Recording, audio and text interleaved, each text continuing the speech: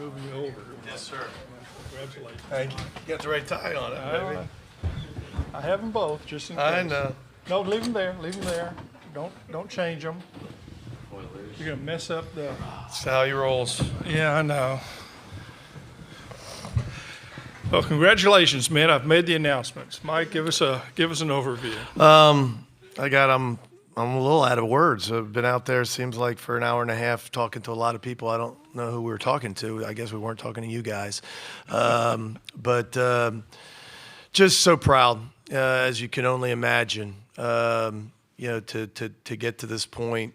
We've talked about it, the whole time here, but even before here, the journey that this team has been through and where they've come from. I've talked about, the great leadership, of Tim and, all the, not just seniors, but upperclassmen. And I don't think we get to this point without that, and one of the things I've always learned, people say, hey, how's the leadership? Well, you can't answer those questions until the season's over, because, when you're going through fall practice, there's no adversity. There's, no 7 and 14s. Everybody plays, everybody pitches, but you find out at the end, what you're made of. And again, we're not here without, the leadership, and it's just been a neat run.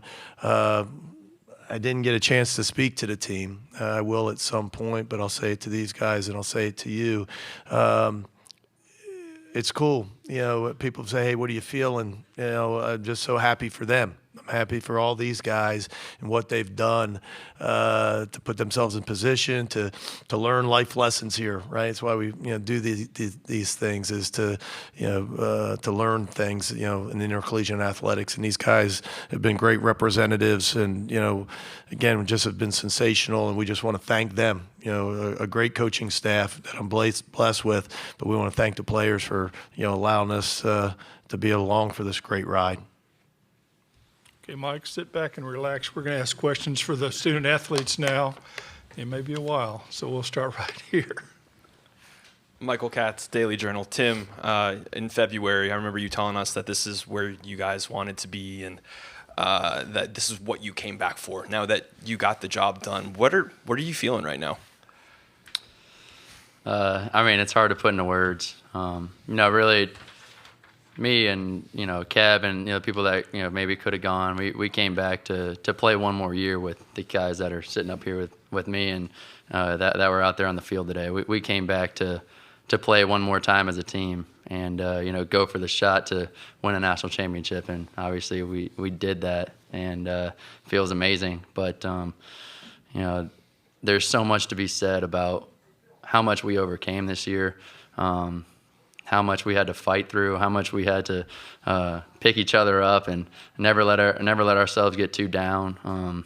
This story of our season is going to be told for years and years and years to come. And this is the best Ole Miss baseball team in history, and it feels so good, and it's an honor to be a part of it.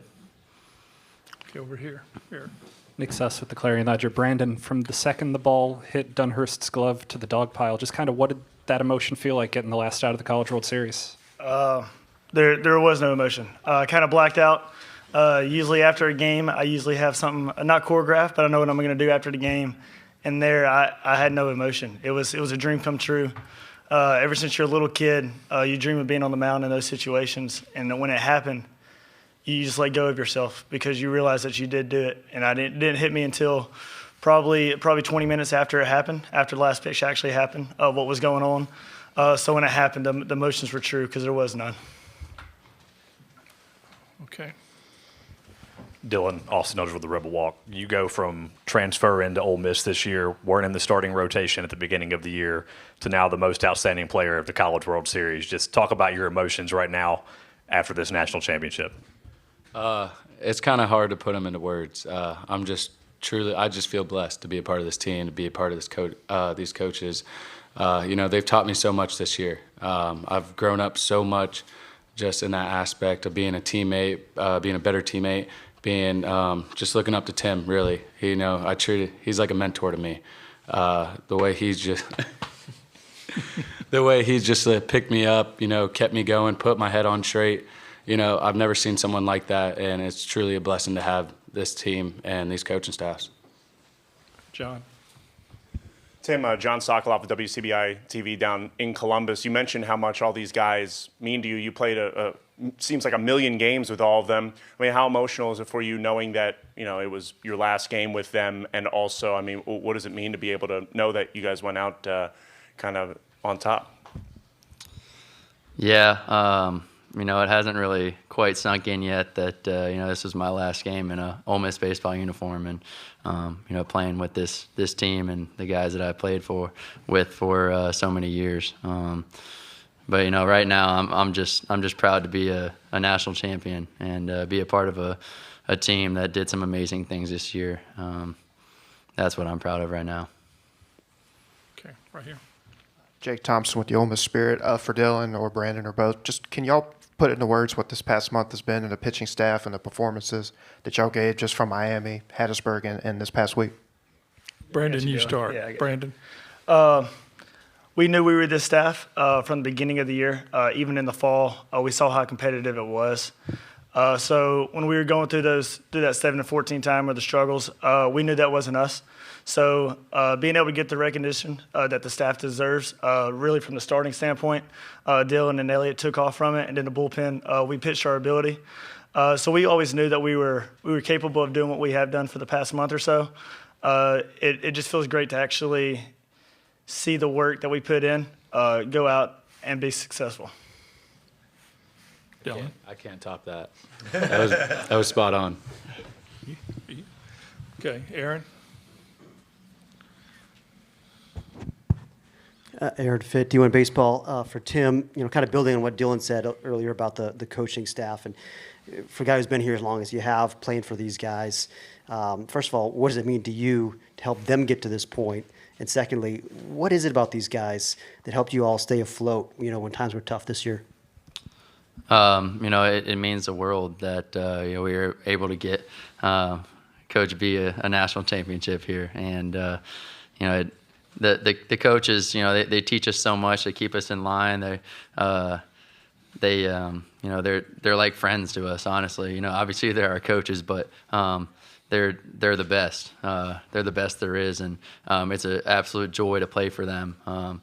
It's a joy just to go to the field every day and practice and be around them. And I couldn't have asked for a better coach, head coach, hitting coach, pitching coach, all the coaches. I couldn't have asked for better ones to play for 5 years. And it brings joy to my heart to win a national championship for them. Okay, next question back here in the back. Kevin Rempe, KMTV here. And for you guys, talk to me about what was going through your heads in the bottom of the 8th inning. Jacob, why don't you start? Kind of knew we were going to start the scoring either in the 8th or the 9th. That's just how we are. We're going to put the pressure on. We're not just going to strike out strike out the side and sit down. We're going to fight, and luckily I got a hit, and I finally got to help the team out this week. So I'm just glad I got to help out, and then everyone else had great at-bats to get us those runs. I knew Gonzo was going to get a hit. I knew it the whole time. Nice, Gonzo. Okay, next question. Okay, you do have one. Okay. Nick says, Clarion Ledger, Tim, Mike's been joking all month about the statue. I'm sure you've seen people talking about it on Twitter. Where do you want it? I don't really want one. I kind of just want one of all of us holding the national championship trophy. That's what I want. Okay, we have a Zoom question. Please give us your name and affiliation. Ask the question. Mitch Davis, the Mitch Davis Show. Tim, I want to ask you, what does Ole Miss mean to you? And obviously, you've been here a long time. When now it's all said and done, what do you want your lasting legacy to be on this place? Ole Miss means the world to me. I had to make a decision last year what I was going to do, and I remember following the draft, I was praying and trying to figure out what I was going to do, and God told me that I'm not done here at Ole Miss, And I listened to that, and I was like, all right, well, let's do this thing then. And, I came back, and it was the best decision I could have ever made. And, it was a crazy road to get where we are. But, I remember after we lost to Mississippi State at home, I called my sister in the car, and she knew that, obviously we were struggling, and it was kind of taking a little bit of a toll on me. And, I remember talking to her, and she just said, you just got to trust God. He didn't bring you back here for no reason. And I remember hanging up the phone, and I was praying out loud, talking to God, and just asking him, what's going on here? Why did I come back here, and why, this isn't going how I thought it was going to go. And I remember just hearing one word that he was telling me in the back of my head, and it was believe. That's all he was telling me was believe. And I was like, all right, I'm going to believe. I'm going to do it. And I tried to harp on that to the guys, and, keep the spirits up. And, boy, was God right. We just had to keep believing, man. And we kept believing and fighting.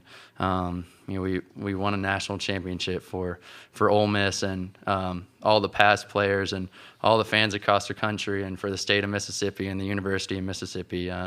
We did it. We're national champs. And that is a good way to end the players portion of it. Guys, congratulations. I'll tell you what, this is a feeling that you'll never forget. Promise you. Thank you. Thank you. Thank you. Thank you. Thank you.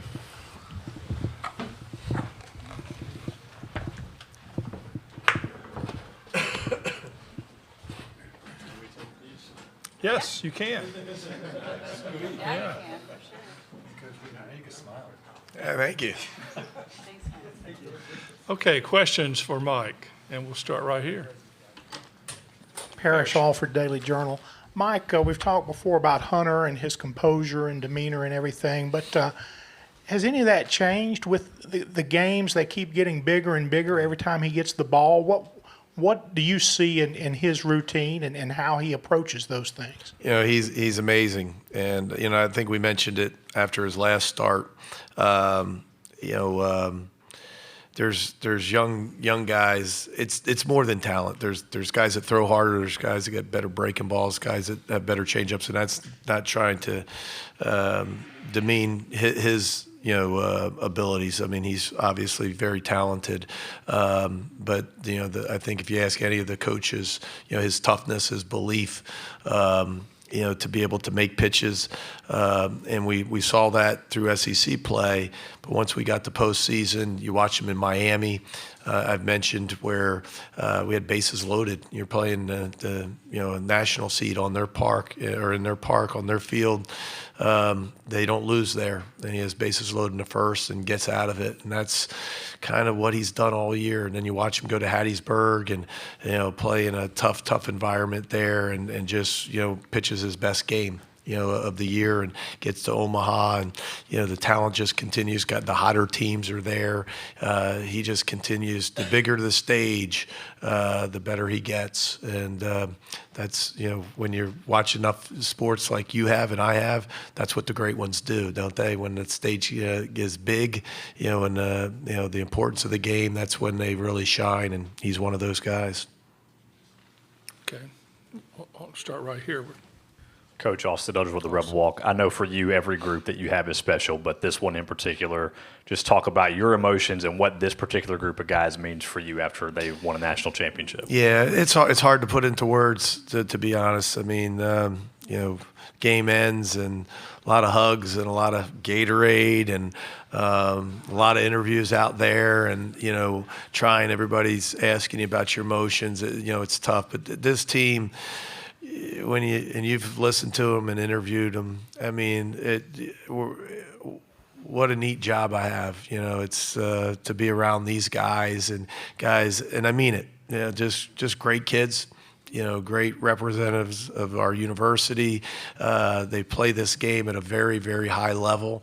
And they're just good guys. And we've had great leadership, as I mentioned earlier, and just to watch them do this, I shared with them, and I said it several times now, life's tough, and there's bad things that happen to everybody. Good people, bad things happen. And, these guys have worked really hard, and I think they've showed, a lot of people, that, you can fall down, you can stumble, and you can fail, but that doesn't mean you're a failure. If you continue to work hard, you continue to push, and you continue to believe, as Tim said, you can accomplish anything. That's not some poster or some tweet, to motivate you. We've all heard that. These guys have lived that, this season. They really have. They've fallen down where, not a lot of people believe that they were any good anymore, and, a lot of people may have been disappointed in them. And I get that. It's sports, and that's part of it. But they didn't let that affect them. They continued to believe in one another. They continued to push. I think that's why you had 20,000 plus fans show up, here, because this is a special group. They knew it was a special group. It wasn't just a national championship. I honestly believe that. I mean, during the trophy presentation, when you look in the stands, the stadium holds 25,000, and it looked almost still packed. That's how many fans we had here. And so this group of young men, I think, people have fallen in love with them, their story, and where they come from, and they had a lot of people rooting for them, and not just Ole Miss fans. I can't imagine. I've gotten so many texts over the last couple weeks from a lot of our rivals. A lot of the people that we compete against every single day that said they're pulling for us, that they've fallen in love with this story and these guys. And I'm just, again, I said at the very beginning, very fortunate to been a part of it, to let those guys allow me to be on the ride with them. Okay, Michael. Oh, John. Okay, John. Mike, John Sokoloff, WCBI TV in Columbus. I know you've been asked about your emotions a lot, but specifically when it comes to Tim, I know you've talked about. That was him. why the really long answer, so we would get out of the emotion question. But when it comes to him, that was the last game you're going to coach him in. Has that set in at all that you won't be walking in the dugout and seeing him? And I almost said something to you, John, earlier. This is such a great time. I don't think anybody wants to think about it's the last time.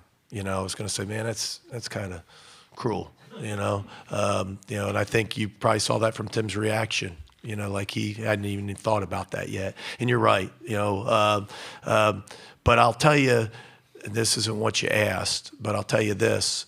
I've never won a national championship, and so I've been a head coach, 25 years. So you've always lost the last game. You've always hoped that you would you were going to win it and move on to the next round, step, whatever that was. And so when you walk out in that field, which you've seen 7 other teams do here, and you got a bunch of young men, 18 to 22 years old, that are crying and knowing that this is the last game and this is how it's going to end that season, and some of them that'll never put the uniform on again. They won't get a chance to play professional baseball. This is it, and this is how it's going to end. And nobody's prepared for that. I've always struggled, in that moment because I didn't have a speech prepared. So that to end on a winning note, man, it's really neat. And so they didn't have to go through that. They didn't have to be out there with all the hugs and the tears. And Lord knows, Tim and the other guys, they've been through that enough. So they deserve this. Okay, back over here. ChasePointRebels.com. Mike, Jacob has such a big day today. How's he kind of handled the last couple of weeks, scuffle a little bit, and then coming through as he did? Yeah, he's a superstar. It's tough. Baseball's a tough game, and sometimes you don't have a good weekend or a good game. And I grabbed him yesterday. And I told him, I said, take a deep breath. You're a superstar. You're gonna be fine. Part of the tough week is we face some really good pitchers and some tough left-handers. The couple days against Arkansas, he faced Hagen Smith, freshman All-American, who Hagen, we weren't sure if he, was getting tired or hitting the wall, and he pitched as well as he's pitched all year here, a few days ago. And then the Taylor kid pitched twice against us. And, his opponent's batting average is like under 100. So nobody hits him. It's not just Jacob or Graham, like nobody hits him. And so, it's kind of been some bad matchups for him. And but he's terrific, and we're glad he's on our team. Okay, Jay. Jake Thompson, Ole Miss Spirit. Mike, it's kind of the same question I asked Brandon and Dylan. Just can you put into words what this pitching staff has done this past month, how they've just kind of put it all together? And, they deserve a lot of credit. I think when you look back statistically, and it's a team game, and we have a great offense, but we are not in Omaha, and we're certainly not winning a national championship if we don't pitch it like we have. And the guys have been terrific, and it just and I think Brandon was right. Once DeLucia became the ace that he did, you're a different team. When you don't have an ace, it's hard to win, and especially in our league. I mean, Friday nights are a bear in the SEC, and if you don't have a guy that can match up with the other team's ace, you have no shot. And I think once that happened, and then Hunter came along, and kind of filled in that 2 slot. We had a pretty good 1-2 punch similar to last year, and again, I think that also helped the bullpen. To kind of solidify some of those pieces. And you saw even today how electric Brandon Johnson can be. And it's almost a shame that if we would have had a better year and a different season, how great his season would have been. Because, man, he's about as good as anybody at the back end. But we've had to use him in so many different ways. And then when you look in the postseason, we've hit and scored, and we kept the score down where is this the only save opportunity? Was this the only save opportunity? How about that, to win a national championship, and this may be the only time he got a save? Maybe. Or close. If it's not, it's close. And so the point is, wow, there's been times where he didn't pitch a weekend. We won a super regional, didn't use our closer. Like, wow. And so, it's been hard on him, not running out there. When I'd say not emotionally, but the regimen of a closer running out there, getting hot and pitching. And so I was a little worried. We pitched him with a 10-run lead because I was so worried, like, we got to get him on the mound so he can throw. So, and again, the next time he pitches is a national championship game. Okay, Aaron. Aaron Fitt, D1 Baseball. Coach, a lot has been made of Oklahoma's style of play. Yeah. Of course, yesterday you guys hit all those home runs, but today it seemed like in the 8th inning that hit and run was a crucial moment. Can you kind of take us through the thought process there, and what do you think that did for this team to jumpstart it?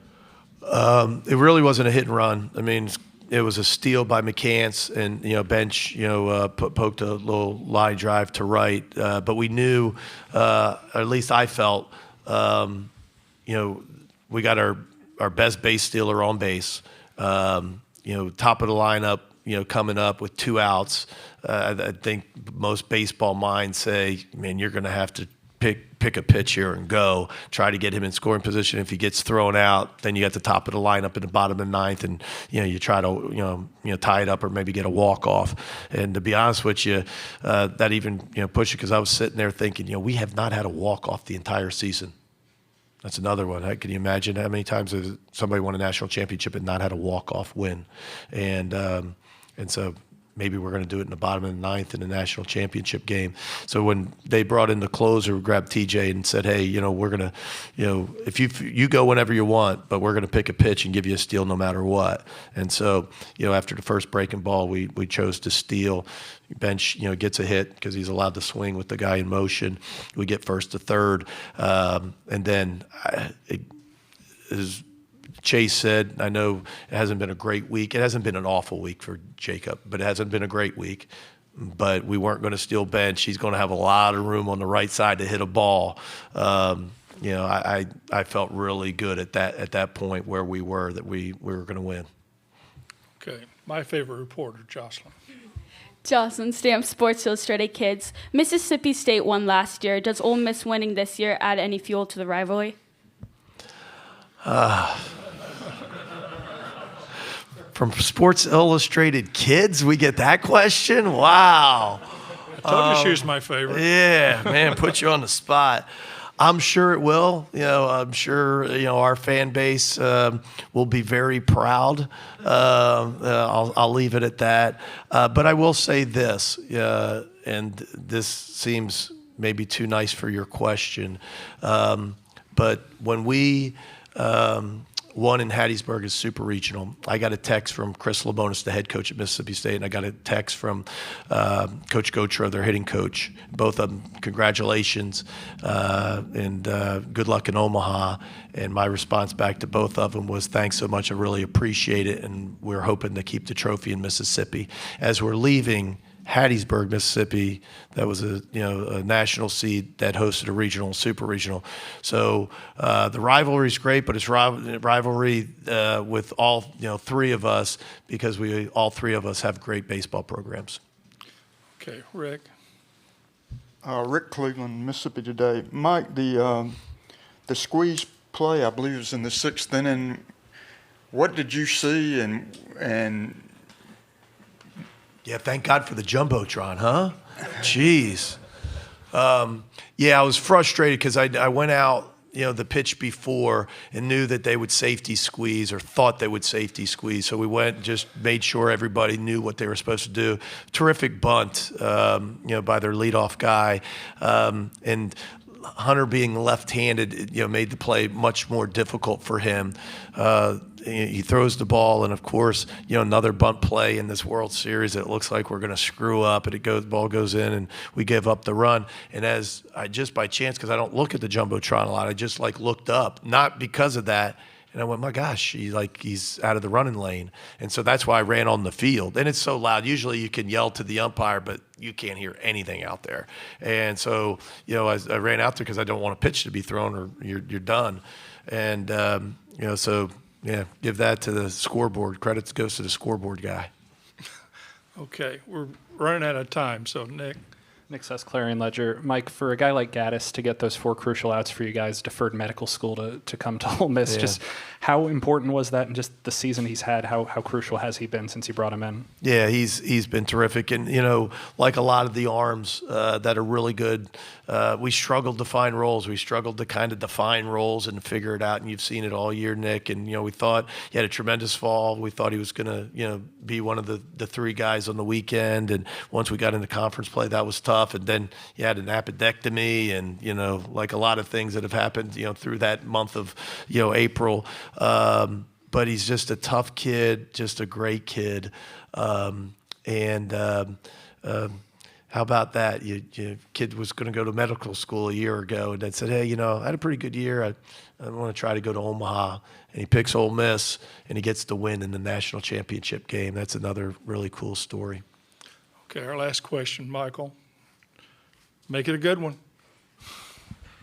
Michael Katz, Daily Journal. I think it was on selection day or after Coral Gables, you told us that in the postseason, the key is obviously you have to have your stars come through, but it's also about the other guys. And throughout the postseason, we've seen Calvin Harris and McCants and Garrett Wood and Jack Doherty and Gaddis have these moments. Can you just talk a little bit about those guys?